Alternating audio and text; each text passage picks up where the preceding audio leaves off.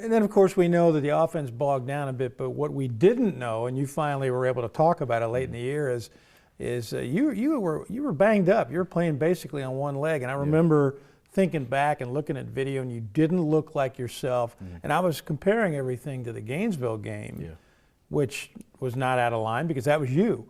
How frustrating was that? First of all, tell me what exactly happened that kind of limited you? It was Mississippi State. It was late in the game. I think it was about fourth quarter, and I had dropped back, and had some pressure coming, and I had got sacked. And Munchie, he had fell on my right leg, and it kind of like my knee just did something silly, and I was on the ground. I was like, man, and I wasn't thinking anything of it. Adrenaline was running, and so I get up and I'm like, all right, it's gonna be a little sore, and come off the field, and they're like, are you okay? Can you do a drop? Are you all right? And I'm like, man, I can't even press off my right leg, and it was swollen. Kind of important for a quarterback. Yeah. So we finished the game off, and it was swollen the next morning, and couldn't even walk. And, I was living in the training room, and they made sure I was getting right. And going into that Texas A&M game, they had to wrap my knee up and stuff like that. So it was a lot going on mentally.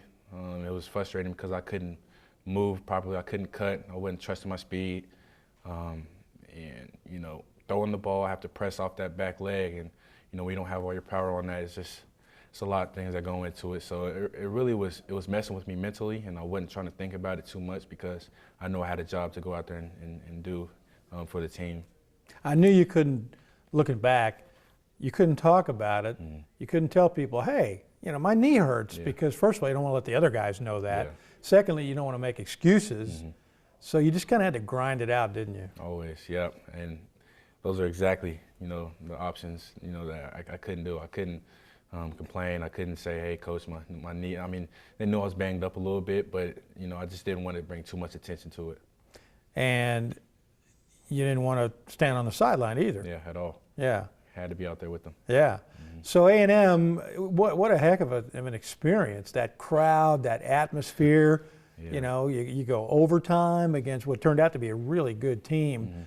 But I got to think that was pretty frustrating, again, because you couldn't be you out there, right? Yeah. I mean, coming from Garden City, Kansas, playing in front of 200 people probably, and then playing in front of 100,000 at A&M, and it's loud and it's crazy. And you got to be perfect on third and 11. Your knees banged up, and you got the game on the line, and you're in overtime. And you just got to, all those things come in the back of your head. And it was tough. I'm not gonna lie, it was tough. But I feel like, I got the experience now, and now I know what to expect. I was going to say, coming from where geographically, I mean, you're pretty familiar with that brand of football down there, aren't you? Oh, yeah. Especially, OU. I've been in a lot of OU games. And, I mean, it's up there with A&M. They get loud out there. So, oh, yeah. Yeah, it was definitely like that. When was your knee right? When did you start feeling like the old Terry? I'd say open date? Probably Middle Tennessee. Yeah.